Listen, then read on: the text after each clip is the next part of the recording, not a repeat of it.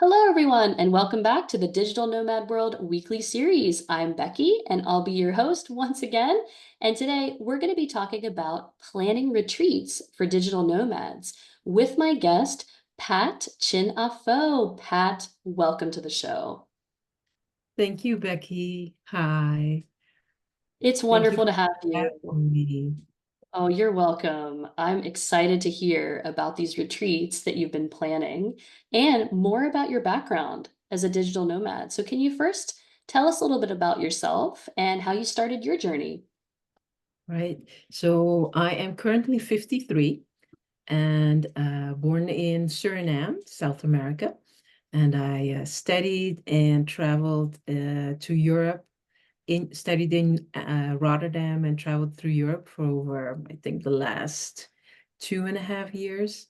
So when I was 18, I went to Rotterdam, did my studies, worked and lived there, and left the Netherlands in 2016 for Curacao. And that was, I think, the third really big journey I took. In 2007, I'd been working 9 years in healthcare, and I thought this isn't working. And I wasn't very happy. I was very not happy. And I intuitively thought, let me go to Australia. And so it took me a while to get to Australia. And I had a lot of help because after I went home to Suriname, I'd stayed for a month, and my parents were like, I have Chinese Surinamese parents, so they're very much about proving yourself and earning money. So they kept priming me, go back and go work. And I was like, no, but I will do something else. So I found myself a job on a yacht for a medical person in Seattle. And you won't believe it, but that's where I met the guy of my life. And he was the captain for the yacht. And they were making the yacht Atlantic worthy because it was going to cross over to Australia. So he fell in love and he said, okay, you got to come to Australia. He left the yacht with me, for me. And we ended up in Australia, flew to Melbourne, and he rented a motorcycle. We drove 5 hours out of Melbourne to Sydney and then to Orbost. And from there, that's how my nomad journey started, with a backpacking love story. Isn't that amazing? I'm kind of speechless here. What a journey you had, and I love the yacht part. Like the yeah, that's how we all wish our digital nomad journey could start, I'm It sure. was crazy, I swear. But I have to tell you, my life is never mundane unless I sit behind like a computer or in an office. But that's why I know, man. The moment I get out there, like things happen and it's so magical. So I spent 7 weeks with his name was Robert. And we drove his motorcycle. We took care of his two horses, thoroughbreds, for about 7 weeks. And then I left because he wanted me to stay with him. He was going to plan to buy a house, build a house for us. I was like, I'm sorry, I'm just getting out of an 8-year relationship. I cannot do this. And so I moved on. I backpacked first to the Blue Mountains and then to the Gold Coast, and afterwards to 2 months of New Zealand. So in total, I was gone for about 8 months out of the Netherlands. And after that, I went back to Rotterdam.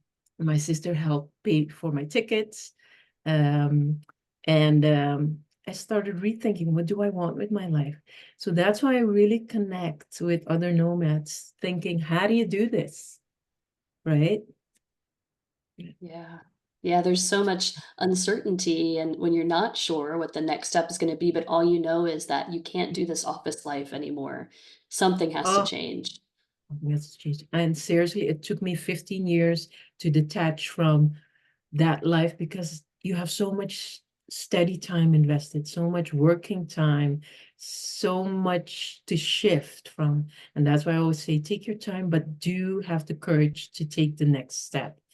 But you cannot feel it from behind your computer, and you cannot find answers if your feet are not on the ground, because digital nomading is about a new way of you, new way of being who you are.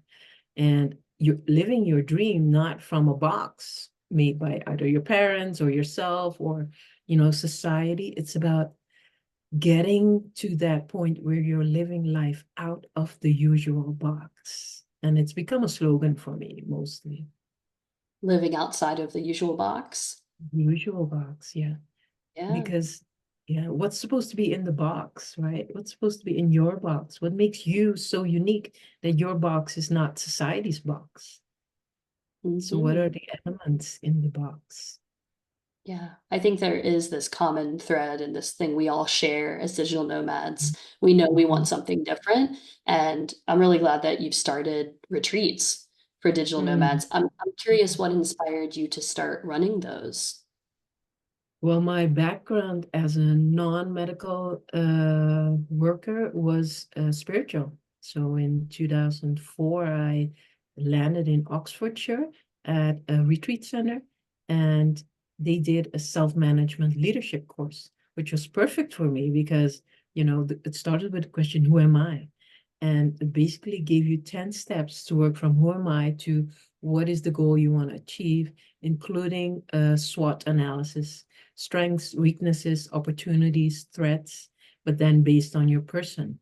So I started coaching on self-management tools, and that's basically what every human needs to understand who are you and what's keeping you from not achieving your dream in your life, whether you're someone who's working in the office or even as a digital nomad, we always run into obstacles because they're the obstacles which we think that are beyond us, but they're not. They're just ideas of what we think we should be based on our backgrounds. So after the self-management leadership course, I did Raj Yogi meditation, and those two combined are perfect. Because if you take your mind into a more meditative state, you can release yourself from your old ideas through silence and practice. And it's like you're constantly living in a retreat mode. And that's why for meditation, all you really need is yourself and a dedicated time to say, hey, what do I want to let go of today? Because that's what happens in the meditation. And all those little minutes of meditation build up to a new consciousness, a new level of being who you want to be, but also being completely aware of where you want to be in the next step. So it's like you're constantly in a different state of being and not being your old self, but always moving forward to that number 10. Very resilient, very sustainable, because it's you doing that thing. It's no one telling you how to do it. It's you going inside and connecting with your intuitive side to get answers. And that's what we actually do on the road, right? As a nomad, we always have our intuition ready because when you see that next choice coming, you're on it. And that's why it's not about the old box. It's about feet on the ground and consciousness. Makes sense? Yeah, makes sense. I know that the digital nomad life is very improvisational, and like you said, Mhm. you need that intuition to be strong and to be close to that so you can know what to make as the next choice and feel that it's good for you. Right, right, Um, how long are these retreats that you normally have, and what kind of places have you had them in? right. So my first retreat was in Curacao. That was a couples retreat. Um, and it was very natural, actually. Two people came and as a couple, and they recreated the harmony. And then, funny enough, the next couples retreat was last year in Bulgaria, just about an hour out of Sofia, also for a couple. Except this time it was a more mature couple at the end of their um, productive life. So the retreats I'm looking to create for nomads is mostly a weekend retreat from Friday evening till Monday morning, because what happened when I came to Switzerland end of March, and I decided to make this my base in the co-living Swiss Alps in Lead.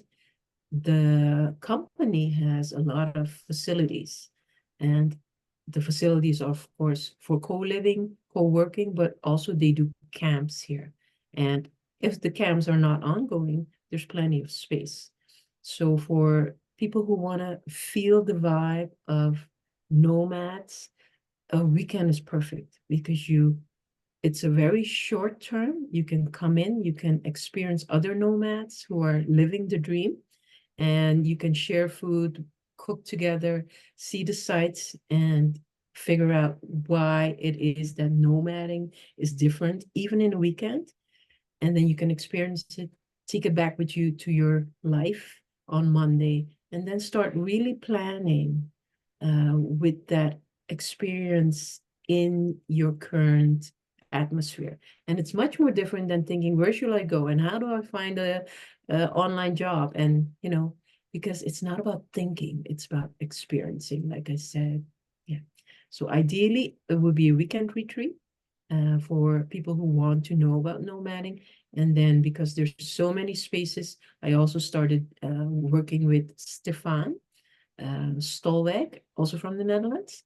He's been here 6+ years working with Philippe Weber, who's also been on your um, online podcasts, right?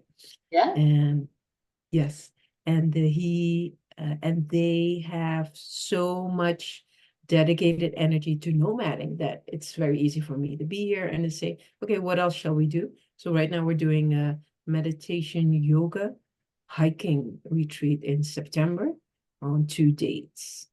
So ideal for people who love yoga and meditation and want to incorporate hiking as a end of summer activity in their routine, fitness and meditation. Yeah, Yeah, I love the idea of combining all of these things, and I can't think of, a more beautiful place than Switzerland, exactly. to start and do that. Also, the idea, like you said, that, you can go on this retreat just for a few nights and Mm. see nomads and see, talk with them directly, like pull them aside, ask a lot of questions. It's very different than, like you said, just sitting at home or Yeah, going on a big like conference with digital nomads and just be agree. bombarded with too many of them, and you kind of almost get overwhelmed, like, can I even do this lifestyle? They all look so, into it already. Sure. Right. Yeah. And of course, the Bansko Fest was just last over the last weeks.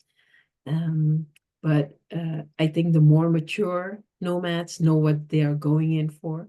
But for people who are just starting to get curious, it might be too much. Hence these retreats. Yeah. Yeah. What are you hoping that somebody who went on this weekend retreat, wasn't a nomad yet, but went and was curious and participated? What are you hoping that they're going to walk away from at the end of the retreat? What are you hoping that they would learn? I agree. So I think it cost me like 8 months to figure out that I was very different back in 2008 when I went on my first journey. So what I'm hoping is that they'll find a very comfortable, safe space to learn to shift gears and shift their choices in life. So that they understand that you can do the big thing and travel for a year, but you can also do it bit by bit. So it doesn't have to take 15 years to come out of your usual box. So I'm hoping they'll find inspiration, answers for the next step, and motivation to really start on that journey step by step, because really it is a step by step process, right? And so with the mindfulness exercises that we'll do during the retreat, in the morning or in the evening or both, it'll give them that slow build up to shift their mind from, I can't do this and I don't want to, but I have to, oh, okay, wait, I can just take myself on a journey. And that's truly an inner journey, because most Yeah. of us are very unhappy at living in a city or living in a country that doesn't fit. So where do I belong? And I've currently just realized I belong in Switzerland because it's so neutral. As a neurodivergent HSP person, I can't handle that city energy. It took me 53 years to get here, you know. No Oh, one could have wow. told me. Yeah. That's also a question. You mentioned New Zealand, Australia. You felt called to Australia at one point. What are some Mm. of your favorite countries that you've been to in your nomadic journey? And you said Switzerland now is what you feel you belong. Any other countries that really spoke to you? Yes. I think if I'm seeing how I travel, every country serves my purpose to get out of my old box. So usually my nomading is not about holidays or travel or work. It's about spiritual development so that my non-spiritual life, my material life, can catch up with my spiritual self. Because the spiritual self knows what she wants. She wants calm and peace and harmony. But my material side needs to come to that level. But I have to say, every country that I visited, especially Australia, impacted me really amazingly on a spiritual level. And then there was Norway with the moose and the fjords, swimming in the cold water. It's kind of the Iceman ritual to like close that energy that you're wasting on thinking too much and doubting yourself and trying to control yourself. Um, and then, of course, there's Curacao, which taught me about coming back from poverty into a reality where people are very empowered due to spirituality. And then coming back to the Netherlands and truly appreciating the speed of work and the speed of thinking. So for me, I would say every country serves a purpose, but I was very impressed by Turkey. Istanbul was amazing, mind blowing because of the old culture, the temples next to the modern side of Turkey, and of course the river. The river is amazing. The river is truly amazing. Yeah. Yeah, that city, it's amazing to see the difference between East and West right in front of you. It's such a line between them, but also how they work together. Yes, coexisting, coexisting.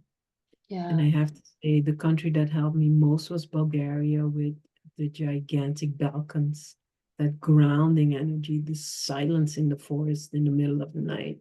Because I was driving through it at 5 a.m. and the silence was like nowhere. So every country really has been a jewel on my journey. Yeah, we spoke right before we started recording about the Balkans a little bit and Bosnia, for example, and Mhm.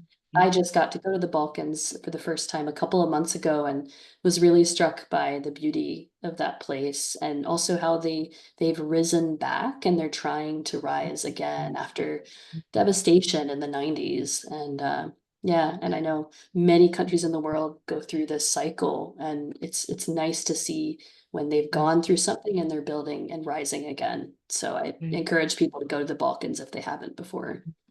Definitely. And what I notice here in Switzerland, and I'm sure you've seen it as well, these old little villages with people that all only with geriatric people, they're very happy to have suddenly like an expanding group of young people who come and who buy their products and who appreciate like the locality of it.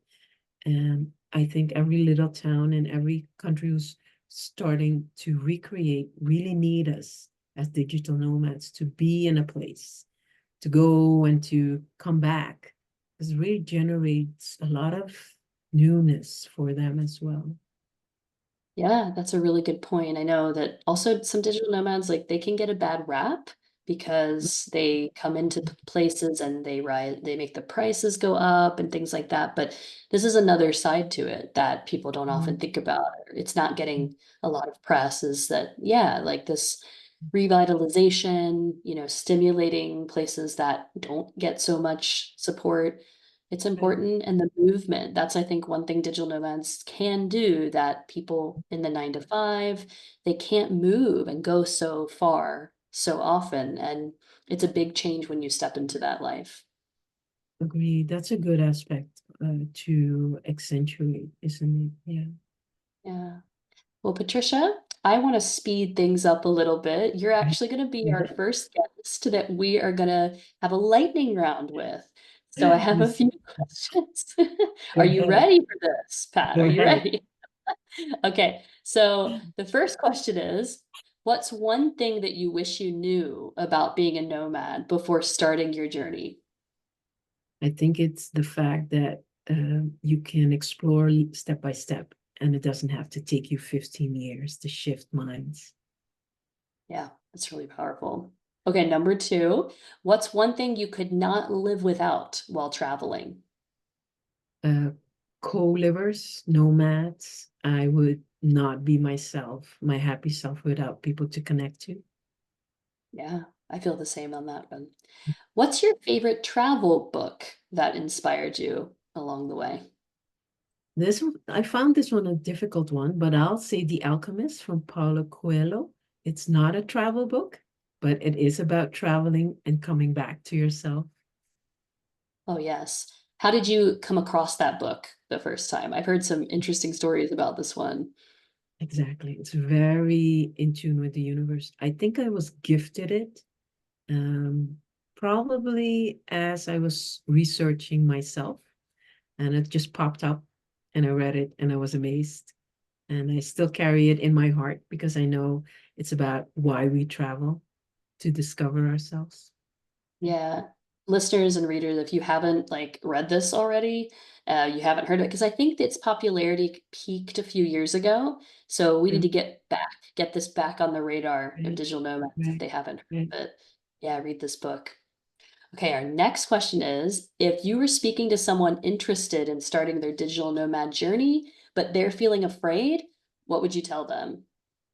I would say fear is a very natural emotion when you're starting something new, but it's your feet that will connect you to the ground. And the moment you're enthused and you're in your joyous self, the fear will dissipate and the joy will take it over. So whatever you choose, make sure it's something you really, really like to get out there. Yeah, that was a question. That was a follow-up question I would ask you is like, Mhm. would you Mhm. recommend someone doing like going to their top dream place as the first place they go as a way to really like jumpstart this whole digital nomad journey? Yes. And if that's too much, then go for the second best thing because the top might be a bit too much. Like, for example, going to China would be like a dream, but I feel so many barriers still, because I've never been as a Chinese Surinamese person. So go with the next best thing. Yeah, no, and that the next best thing is okay too, right? Like, well, I'm Mhm. not gonna start if I can't go to, for example, me, I think it was like Buenos Aires, Argentina, thinking Mhm. about tango dancing because it just looks so beautiful, but it's quite far from a lot of things. And maybe you start just taking a tango dancing class where you are and get started. Exactly. Yeah. And then the tango class will have a trip to Argentina. See? Oh, yes, and then you have, like you mentioned, the co-livers, the other nomads, they're around you, and Right. it's a Right. much better experience. Yeah. Much better. Step up. Okay, now our final question for this lightning round is, do you have any creative ideas for finding a remote job? We get this question from so many people I on digital nomad. know, right? I know, right? So what I did when I was stuck and my parents were urging me to go back to work, I found a job that was nothing about behind the desk. So it was on a yacht, and it turned out to be just a connecting point to someone who helped me on my journey. So what I would suggest, use your intuition. Whether you're looking for a place or a job or a person to travel with, just use your intuition, but in order to connect with your intuition, you have to stop thinking. You have to start feeling. So eat your favorite food, do your favorite things, and I promise you, the intuition will connect you to the thing that will get you started on your journey. I'm curious, Pat, how did you get onto that yacht? Like ultimately led you onto that boat? Online, an online platform. I think it was Boat Crew. There were two Oh, at that moment, Boat Crew, and something else. But there's a lot of platforms for boating people. There's also a gigantic ship for nomads these days, I've seen. Have you heard about it? the like the Nomad cruise? Yes, exactly. It's Yes. huge. I've been on It's it once huge. before, and I'm actually going again at the end of September. So Amazing. yeah. For those of you who haven't heard of it or thought about going, they're doing like 2 to 3 voyages a year. And it Right. really is a nice way to connect with with like-minded people, fellow nomads. And they now have Starlink. So it used to be a joke, like you would go on this cruise and you were not able to work really. But we're known for being remote workers. But now if you really can't leave your work for, let's say, Exactly. 2 weeks, you can work on the boat. Amazing. I saw the Starlink on the Digital Nomad World platform. Yeah, yeah, that's gonna make things even more accessible. The Starlink Mini is coming out, I think, first in the US, and then it will go around. So we have to learn more about that. I think it might replace the SIM cards and having to Mm, switch around every country. yes. Yeah. Well, Patricia, it is so lovely to chat with you. Thank you for completing our first lightning round. And I'm wondering, is there anything else that you would like to share with us about your plans for retreats or your Mm. journey in general? So, Beck, I promised you to help you feel that background. So, why don't we take a minute and just drop down and do a very short meditation? Yes, and everybody, please join us who are watching. So, as you're sitting there, take a deep breath and take another one and mostly exhale. And if you're used to meditating, just go ahead and do your routine. It's just like 60 seconds. And as you're looking at the screen, envision yourself to be sitting in a beautiful Japanese garden, and you feel the mist settling on your skin. And you remind yourself that you are the eternal soul,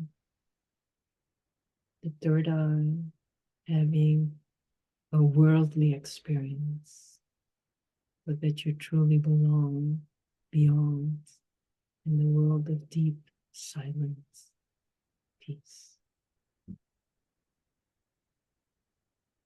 And slowly take some deep breaths. Stay in as long as you need to. And then just slowly start to wiggle your toes and your fingers. And take that picture of that beautiful Japanese garden and space with you into this moment.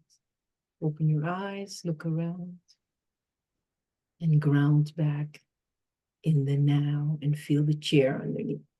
That grounding is always important after you've zoomed out to come back to reality. You can apply this 1 minute meditation in conference calls, when you're shifting, when you're eating, when you're having a sip of water. There you go. Thank you so much, Pat.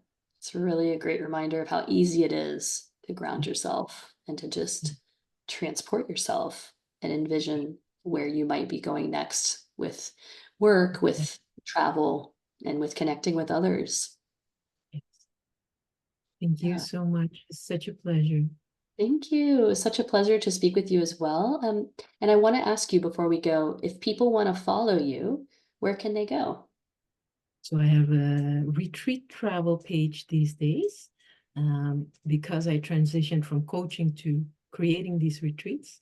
And I'll send it to you so you can link it. And then there's my LinkedIn for coaching, my Twitter for Bitcoin, yay, and my Instagram. All right, we'll put all the links below the YouTube and in Spotify. So Okay. Thank you so much again, Pat. I'm wishing you all the best success in retreat with your retreats and in all the things you're doing. And yeah, continue enjoying your digital nomad journey. Thank you. And for you and your listeners as well. Take care of yourself out there, okay? Thank you.